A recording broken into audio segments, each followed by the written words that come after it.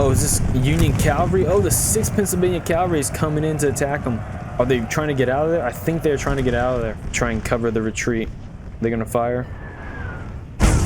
Oh my god! Cav battle over here. So it looks like the 6th Pennsylvania Cavalry that came across the river went into contact with the Cobb's Georgia Legion. Quickly, 2nd Corps is pushing across the river here in mass. 12th New Jersey leading. They're actually in melee right now. This is the right move. If you don't think you can counter them at the time, go in the melee.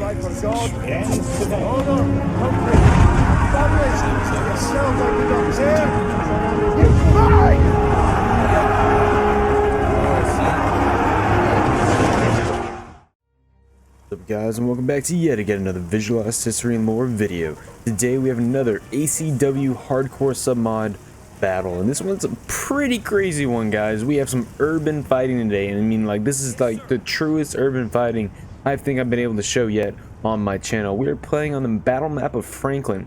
So here's the Union fortifications historically at Franklin, where the Confederate Army of Tennessee under John Bell Hood at the time attacks from this direction and is a failed attack, frontal attack against these breastworks. But this is the B version of the map, so some maps are meant to be unbalanced, biased, because they were historically.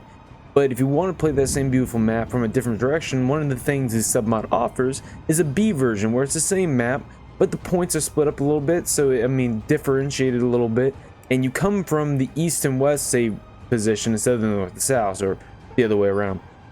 So you attack it from the perpendicular position you would have been before. And just to get really quickly into the army comps with you here, guys, we're just gonna go ahead and show. We got the Cobb's Georgia Legion here under Colonel Pierce M.B. Young and Hampton's Brigade leading the front scouting regiments for the McLaws Division. Today we have a 3v3. It's gonna be the Corps division of McLaws, the Anderson's division, and the Hood's division. Now Hood's division is being personally led by John Bell Hood himself back there in the back. We have Anderson's division being led by A.P. Hill here of 3rd Corps leading this entire attack. The general commander for today is A.P. Hill. And leading McLaws division, I do believe we have William McLaws himself. For the Union side here, we actually see we have the 6th Pennsylvania Cavalry under Major James H. Hazelton under Merritt Brigade, which was a reserve brigade for the Union Army at Gettysburg under 2nd Corps here. And leading 2nd Corps, just to go back into the back a little bit, is this 2nd Corps here? That's 5th Corps. Where is 2nd Corps general? Where'd you go, buddy? There you go. Leading 2nd Corps, we have Winfield Hancock himself leading his corps. We have a Colonel Jacob B. Schweitzer leading 5th Corps. Forgive me if I cannot pronounce that correctly. And then we have Colonel Henry L. Eustace. You know what? I'm just gonna give up. I'm on vacation brain. I just got back from vacation. I'm just gonna let it roll. I'm not really worrying about it. Ooh, big volleys opening up here from the 1st Rhode Island Battery B and A. Battery A under Captain William A. Arnold and Battery B under Lieutenant Thomas F. Brown. Now guys, this is the hardcore submod. What this brings to you is the exact recreations of the armies at the Battle of Gettysburg 1863. So you see here the 16th Virginia being led by Colonel Joseph H. Ham Mahone Brigade. This unit was at the Battle of Gettysburg. This is the corps it was in, that's the brigade it was in, and this is exactly how many men it brought. And that's what this mod offers for you guys: one-to-one recreations of the battles, or the armies that participated at the battles of Gettysburg. So they are in the town of Franklin right now. Just to be clear to you guys, the Confederate Army today is fielding 10,511 men, while the Union Army is bringing a little bit more men, about 11,175 men. So the Union does outnumber the Confederacy per usual, but not by a too crazy amount. They definitely do in the artillery department for sure. Leading 2nd Corps is Rose Hunter from the Discord. He's also the other developer of the submod, other than myself, good friend. We have leading 5th Corps here.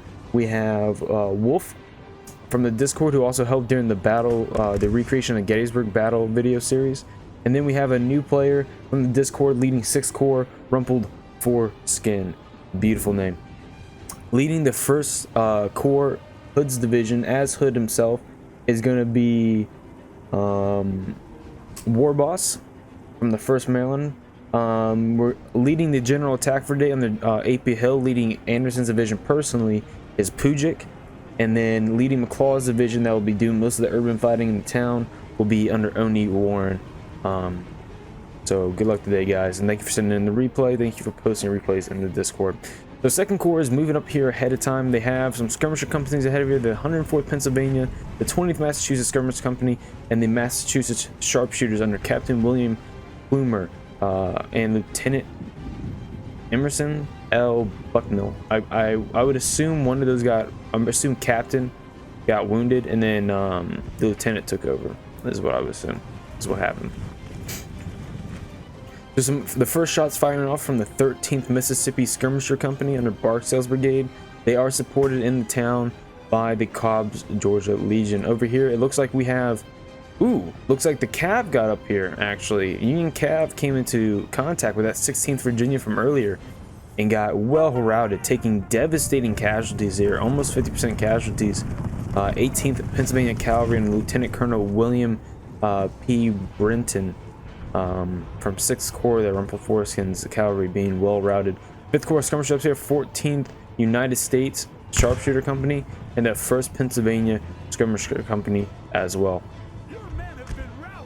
We're already having some men routing over here. I believe this is of the 13th, yep, Mississippi. So skirmishers are good and all, but they will not be able to hold off against cavalry. Cavalry is too strong of a force. However, cavalry cannot sustain fire for long against infantry. It can in situations hold up against infantry. 9 times out of 10, don't trust in that department. Looks like we're getting some inflated fire. It looks like the 3rd Arkansas Company and the 15th Georgia Skirmisher Company is able to rout the 2nd Vermont Skirmisher Company, taking 15 casualties here on the flank. It also looks like they're being hit by some artillery here. Let's go ahead and see what artillery is being brought for today. I'm gonna try and go down the line just from left to right real quick. List off some of the regiments here that are being brought today. You can pause and see the sizes, or examine them more. We up here leading the front, we have the Texas Brigade and its full capacity, the 5th Texas. Looks like I didn't put them together. 1st Texas there again. So the reason we have 2 1st Texas is we run on a battalion system. The way the battalion system works is, see this 213 there and 213 there.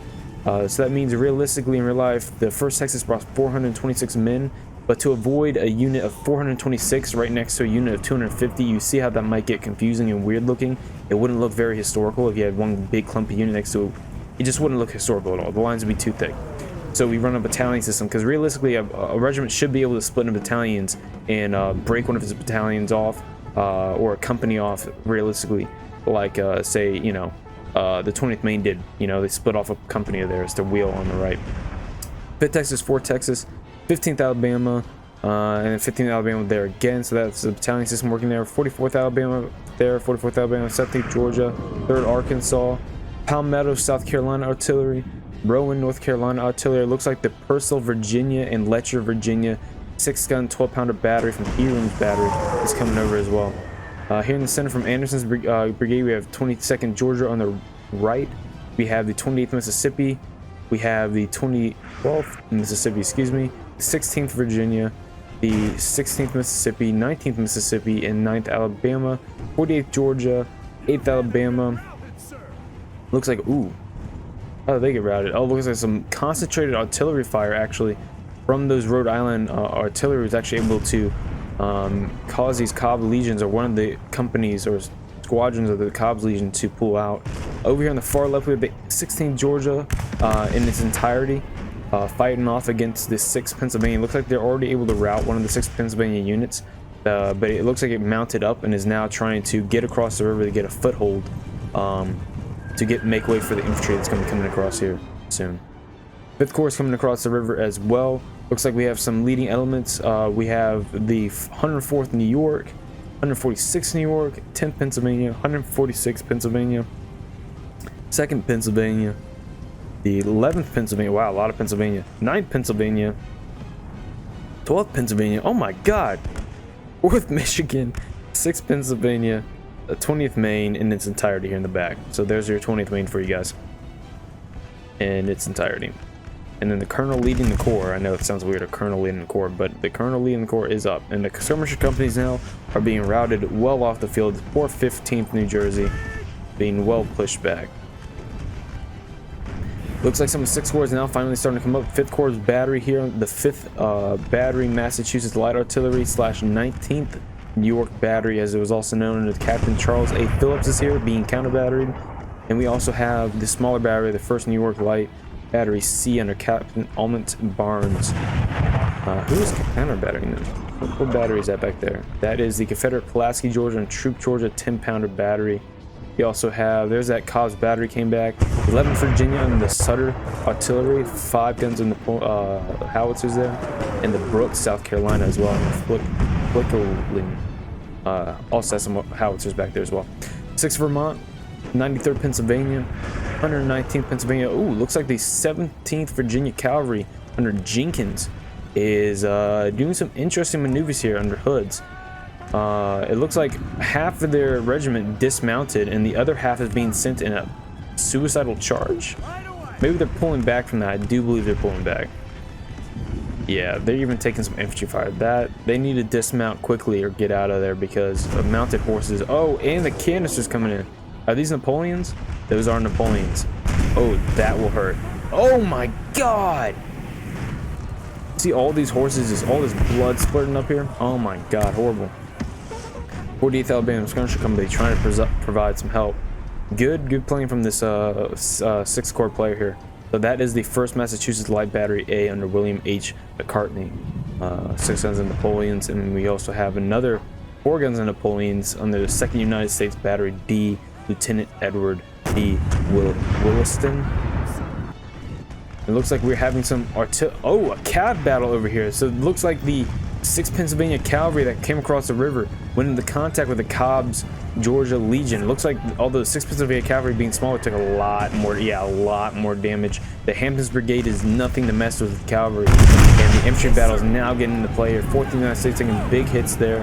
And the 44th New York Skirmisher Company almost being taken prisoner behind the lines here. And the battle is developing very quickly. 2nd Corps is pushing across the river here in mass. 12th New Jersey leading the way along with the 145th Pennsylvania. Looks like the Confederacy here is not quite formed up ready for the attack yet. The 53rd Georgia, although, is holding strong for the moment under the 186 versus 211. So numerically, they got a little bit of the advantage there. So the initial regiment of the 53rd Georgia, or the other battalion of it, is pulling back behind the 53rd, their other half of the 53rd Georgia, and the 21st Mississippi here under Barksdale's Brigade. Barksdale's Brigade are elite, so you gotta be careful of those guys. 16th Georgia, a lot of Georgia, oh my gosh. A lot of Pennsylvania in the one and a lot of Georgia in the other. So 16th Georgia, half of its company, half of its regiment, the 2nd Battalion, appears to be forming on its right flank to counter the increasing strength there. The 5th Corps here seems to be in an all-out slugfest with Anderson's division under A.P. Hill himself here. 140th Pennsylvania, or New York, excuse me, taking a lot of damage actually, getting ready to rout. Although the 6th Pennsylvania and 20th Maine itself are freshly into the battle, taking a little bit of damage but holding relatively strong. And these Napoleons are wrecking through. You can see these divots here in the ground are Napoleon shots. You can see if they die in rows like that, it was definitely Napoleon shots. Actually, 20th Maine not holding very well. They are being, yeah, those Barksdales were actually able to rout that just due to shock route. So they only lost 40 men. They will come back. However, shock route was able to get them. But see, same thing here. They only lost about the same amount of men, and they are routing as well. So that initial regiment, the 145th Pennsylvania, not able to withstand against 2 regiments, almost outnumbered 2-1, and the 12th New Jersey will take its place. The 12th New Jersey's up there. This is the 71st Pennsylvania and the 4th Ohio, excuse me. 12th New Jersey's moving to the front against this 21st Mississippi and the 53rd Georgia. Actually, it's singularly, it looks like the 53rd Mississippi met back up with itself, their 2 battalions, and it looks like the 21st Mississippi will take over that exclusively there. Yeah, and these fresh Ohio troops are doing a lot of damage. Actually being, yeah, now the 2-to-1 situation's on the other side. 53rd took a lot of damage there. A lot of damage taken.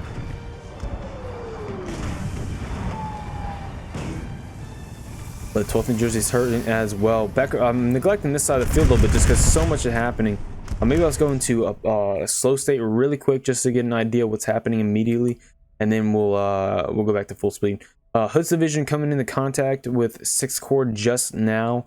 6th Corps is hanging back a little bit. Its right flank is a little bit in the air because it's trying to meet up with the 5th Corps.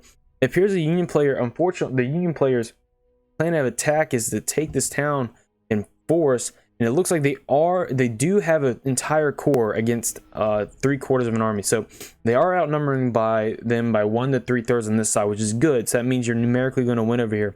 But that also means, as you can see, they're actually cut off from each other. So this situation could be advantageous or bad.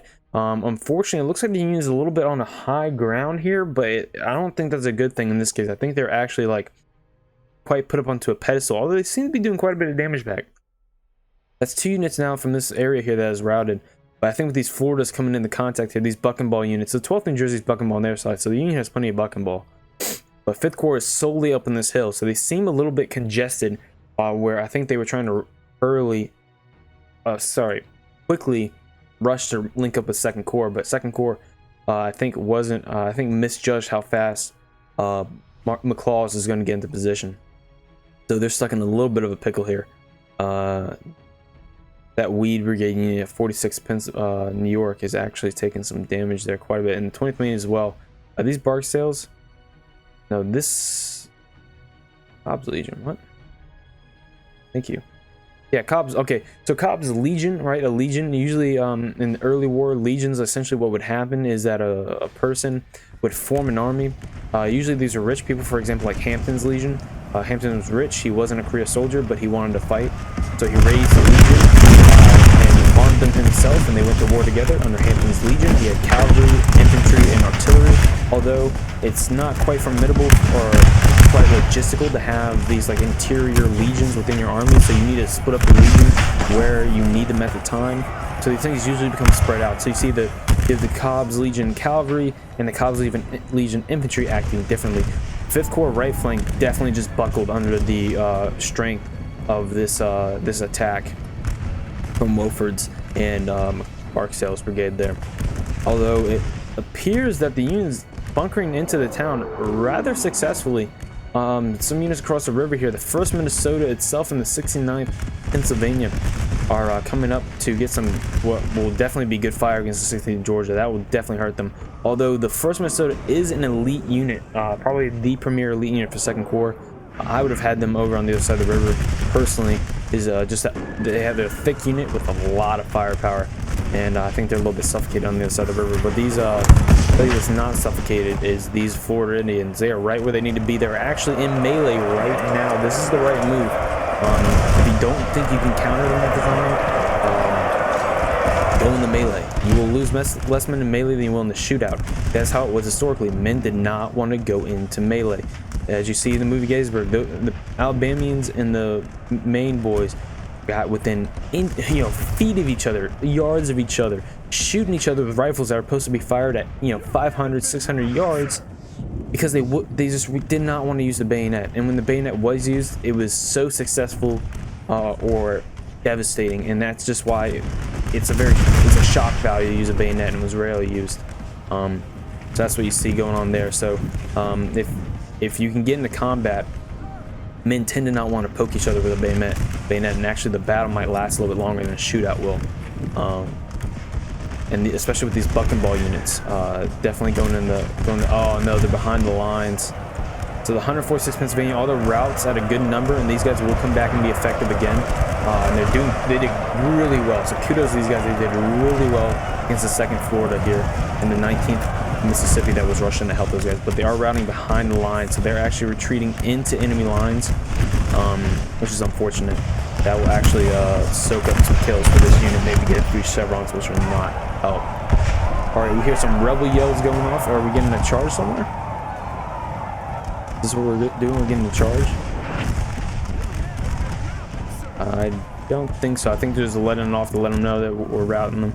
So yep, there goes that 16th Georgia. I told you it was going to go. Again, that 1st Minnesota is a fantastic unit.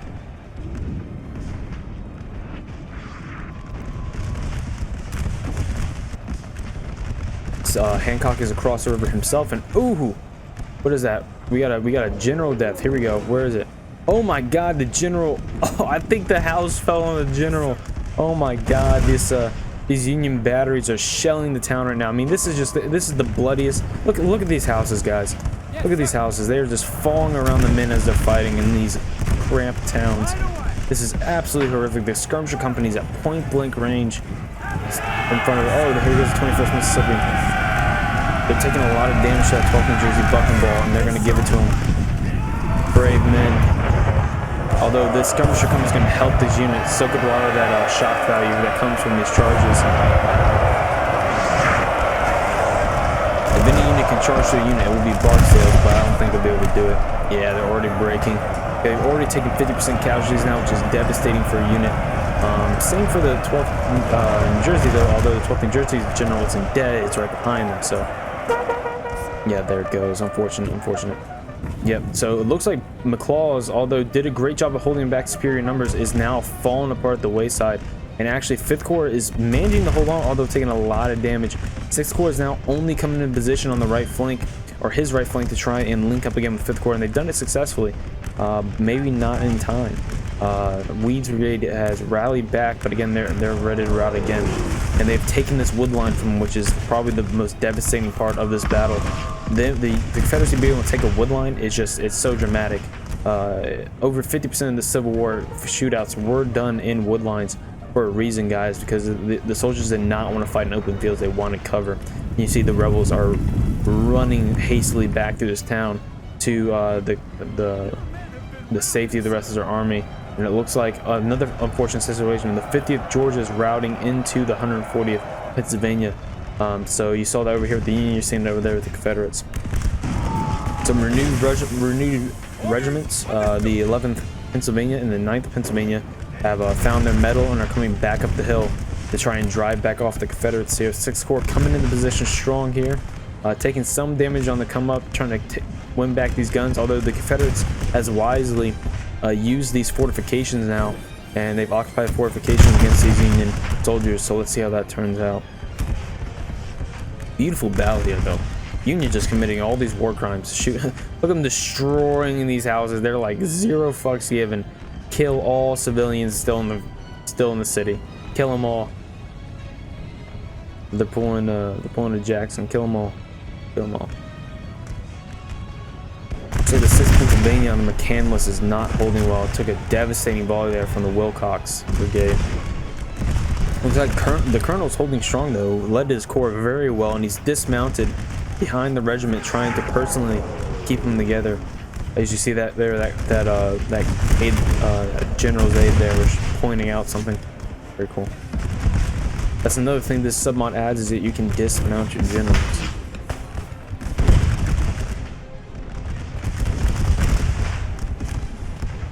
First Texas is actually starting the rout. They are starting to push them off this fortification a little bit, just because I think they actually are outnumbered in the shootout here. They had 4 regiments against 3, 4, 5. So just think about the math. You know, it doesn't matter how much is in these. 4. That's 5 to 4. That's a lot of numbers. You know.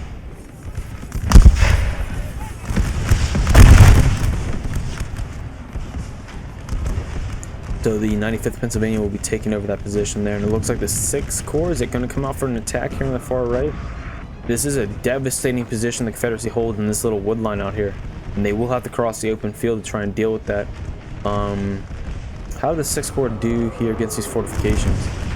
They're doing all right, better than I thought they would, but as you see, they're actually taking quite a bit of damage at this point. And yeah, Anderson's division has completely driven the Yankees off the knoll of that hill. And McLaw's division is rapidly trying to reform with the help of AP Hill leading them. And as you can see, Anderson's division is starting to form now to the left. Just now, at the time he needs 5th Corps to fall, 5th Corps is starting to fall, and he can reroute troops to deal with 2nd Corps. And you see 2nd Corps is pulling the last of its reserve, the 69th Pennsylvania and the 1st Minnesota, to come across and try and cement that holding of the town. So these renewed units here from the 95th Pennsylvania are actually able to drive back to 15th Alabama, and that will cause the entire line to pull off that attack temporarily. First Texas there did rout. So the Union got actually point blank on these trenches here, which was the right move. Was for sure the right move on this, but I think they did it a little too late. Yeah. These guys took too much damage on the come up edge. You remember they stopped up here and started firing. They probably should have come to this position to start. The 10th Massachusetts, though, I think is going to replace that position, which is a good move. Although when your unit's really close to getting in the line, there you go, he double quicks. That's what I was just supposed to say. He should be double quicking right now. Good move.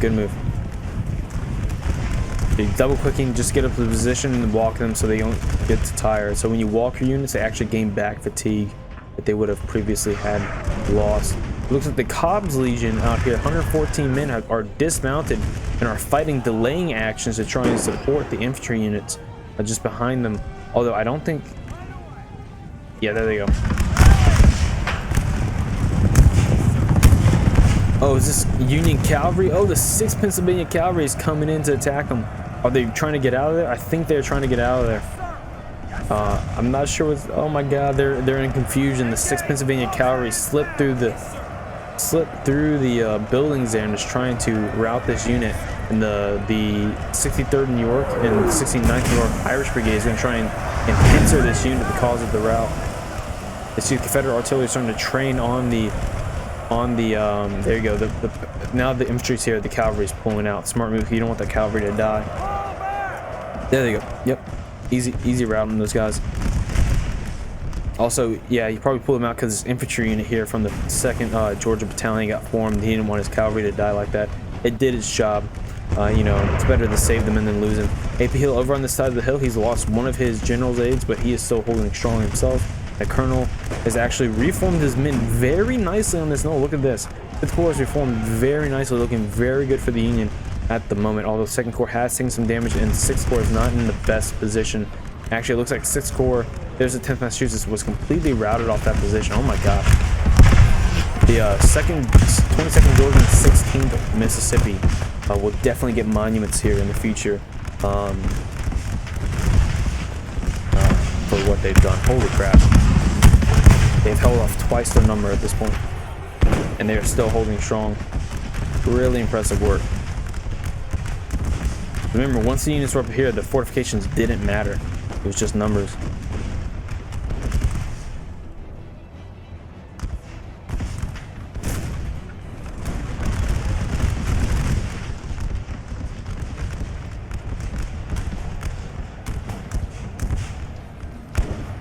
And you see just how close the fight in this town has gotten. Oh my god, it's so deadly. The 12th New Jersey firing back.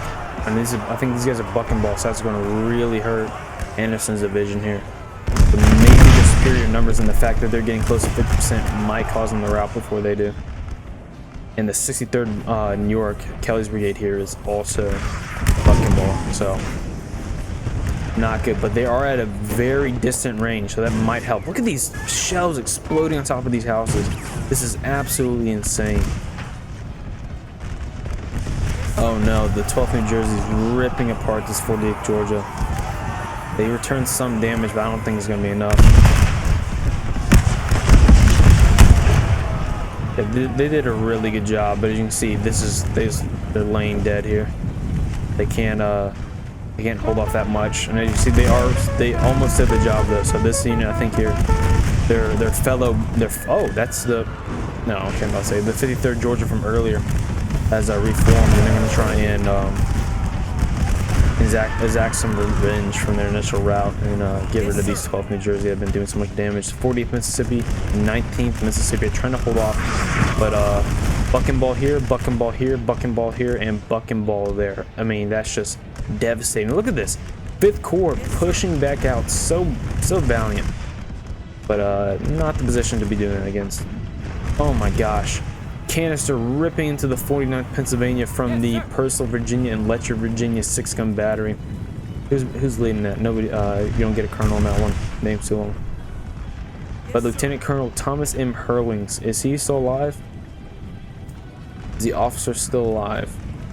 Answer is yes, the officer's alive. So, oh my goodness, oh my god, not for long. Well, that's like the worst position to take artillery fire from.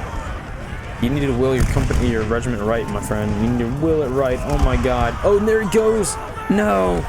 Oh my god, and they routed right as their colonel went down. So, or sorry, Lieutenant Colonel Thomas M. Hurlings here dies at the Battle of Franklin, 1863, due to canister fire from their right flank.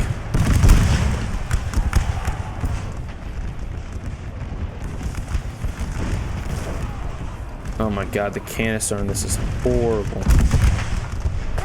Lieutenant General A.P. Hill brought up his light batteries, and they were ripping through the Union here. So unfortunate. Oh my goodness. Is Lieutenant Colonel George F. Smith still alive?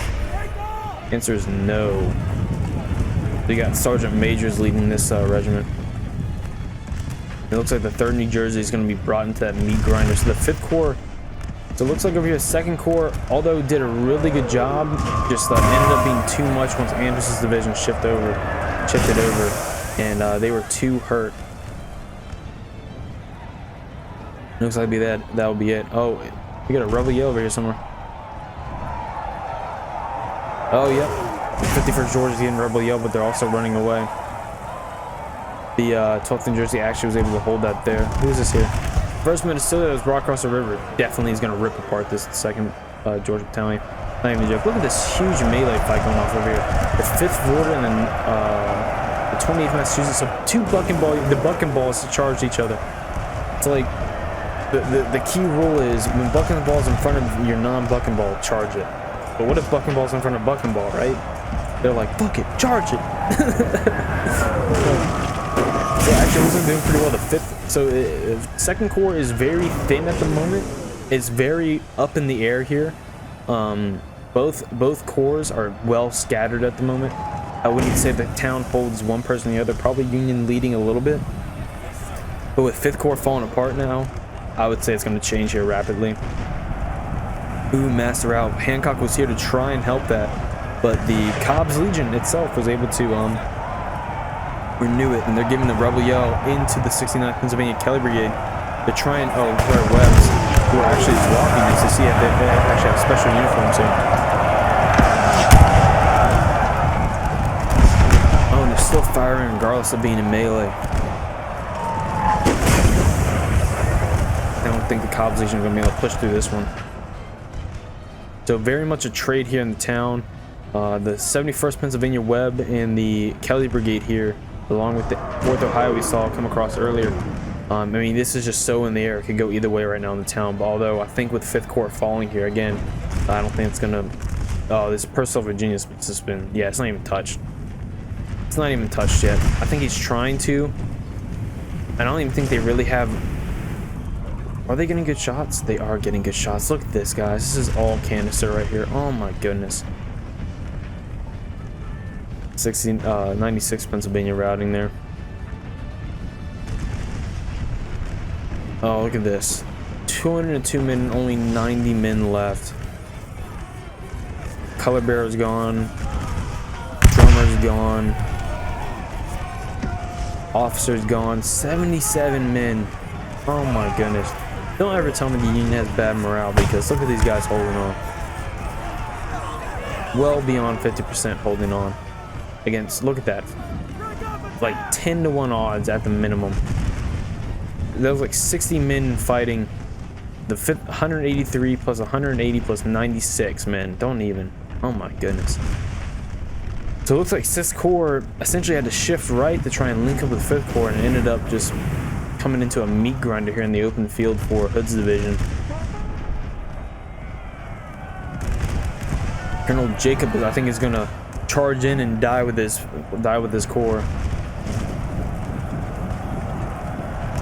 They are. Oh, they actually was able. 20th Maine actually held against the 8th Alabama Wilcox. Unfortunately, not the Alabamians that they held off against historically at Gettysburg. Those were under laws, but. Oh my God! Now the 40th Georgia's charging into the colonel's gone. There goes the colonel. Yes, sir. He did not die though. He's still alive. What a brave man. Went in the combat with the 20th Maine. Was not going to let it die alone. although he did not end up dying. The 104th New York Web, or Weed on that one, nice, is gonna die there. The 5th Vermont, the 6th Corps was actually able to take these fortifications finally, from that 22nd Georgia and 16th Mississippi. Did they reform anywhere? There's 22nd Georgia, 16th Mississippi, anywhere, 16th Mississippi, any takers? No, so it looks like 16th Mississippi got permanently routed off the field. The 22nd Georgia has reformed on this knoll up here, and are attempting to, oh, that canister is just, I'll be interested to see how many kills that gets at the end. Actually, they were able to do some damage against it, killing 6 of its gun members, but yeah, this is just not good. Again, the attack over here by 2nd Corps was successful.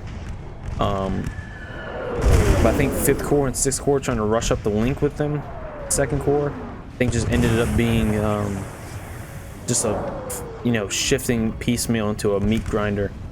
You know, it's like you have a line of Confederates here, and essentially what's happening is you have men, you know, walking, you know, perpendicular in front of them. That's what essentially happened in this game. There's 2nd Corps over there, and they're shifting in front of Confederate fire lines to try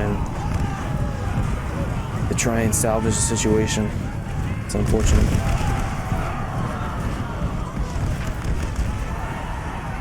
Both Mississippi here on the Posey, you're gonna try and give it back to the 5th Vermont. They're well outnumbered. I don't think they killed anybody there. Yeah, the 5th Vermont's under some pretty good cover right now.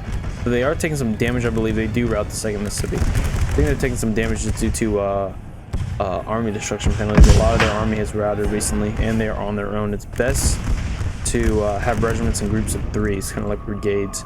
It actually helps their morale quite a bit. So 2nd Corps actually, I would say at this point, actually, the 2nd Corps ended up taking the town. I would say the 2nd Corps definitely temporarily holds the town for a moment, but it's not a strong hold at all. It's a very small hold.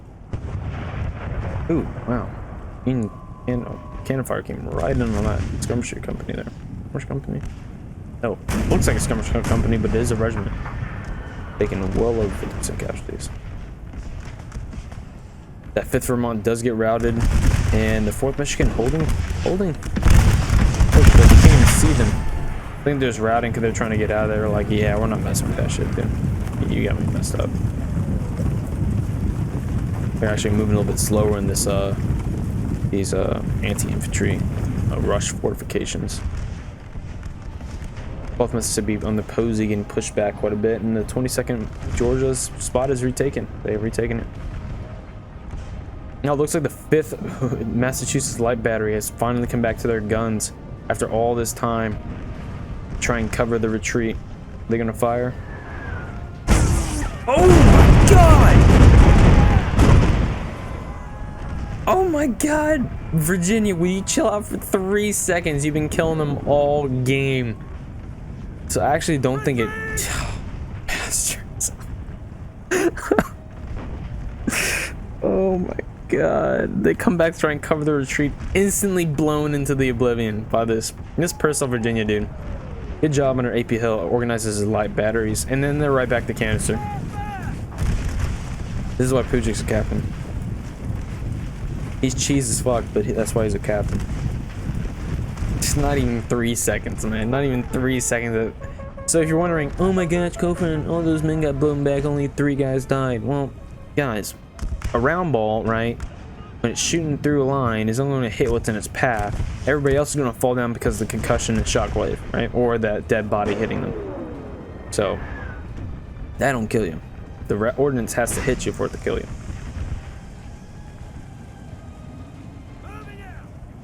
Yeah. Anderson's division is reforming, and I think that's it. McLaws, I don't even think McLaws is on the field anymore, to be honest with you. And if they are, they're only existing artillery. Yeah, Anderson's division is solely over here. McLaws gave his life holding off long enough. Yes, sir. Oh, here you go. McLaws division is still here on the field. It is still in the field. Look at this. 19th Mississippi. Oh, the 19th Mississippi was over there. Yeah, the 19th Mississippi got routed off the fortifications over there and then came over here, apparently. They are really weak, though. They are ready to leave at any second. These guys are too. All these guys. Too many men. Too many losses, guys. Too many losses.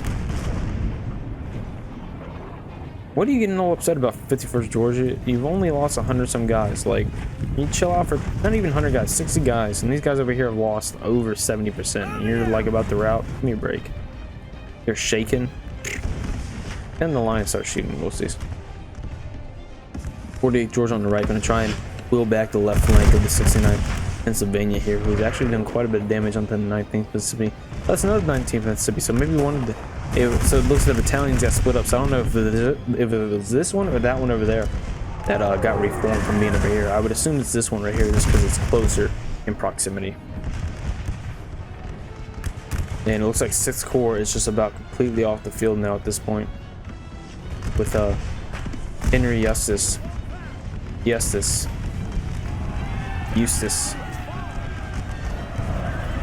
Yeah, making a suicidal charge at the very end. Into the end there, and that's gonna, yep, here's his general. And then we have this as General Reynolds here from Gettysburg being wounded. 17th Virginia is gonna, so looks like the 23rd Pennsylvania is gonna try and charge out the 4th Texas. Good luck with that, homies. And right as they do that, they get countercharged by the 17th Virginia Jenkins Cavalry.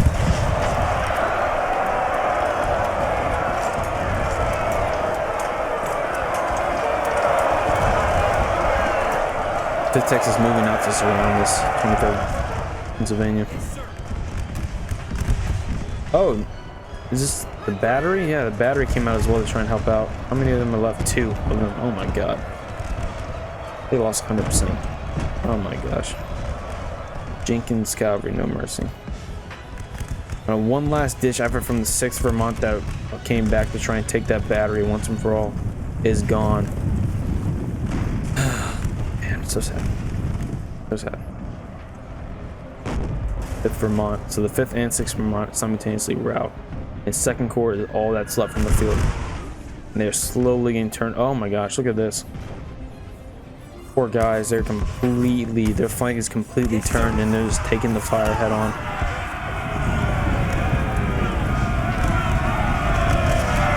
Oh my god, there they go. They're gonna try and give it to him. Oh, the Confederates give a rubber yelling counter charge. Come on.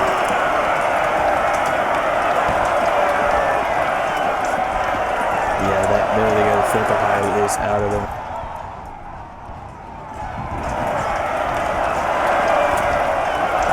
Crazy battle. This is honestly the true. If you ever say you want to see urban combat for the Civil War, I mean, this is the perfect simulation. I've never seen anything like this. Look at the amount of buildings that have been destroyed in this town.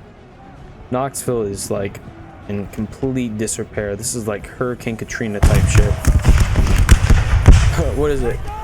Hurricane Katrina, more like Hurricane Sherman. I need to go to bed. It's like 4 a.m. I think that is one of the last ones.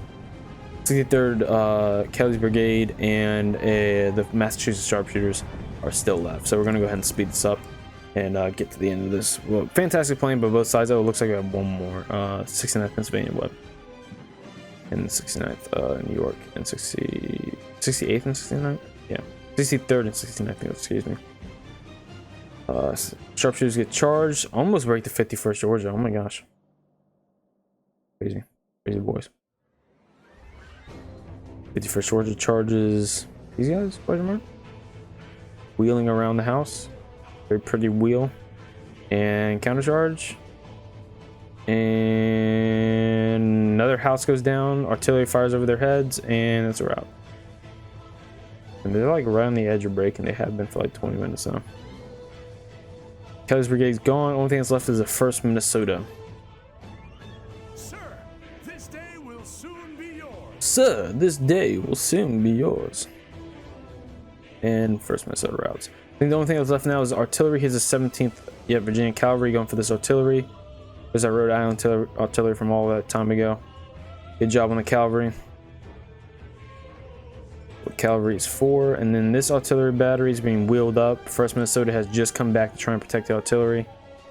Although obviously the artillery needs to be routed for the game to end. So what's going to happen here?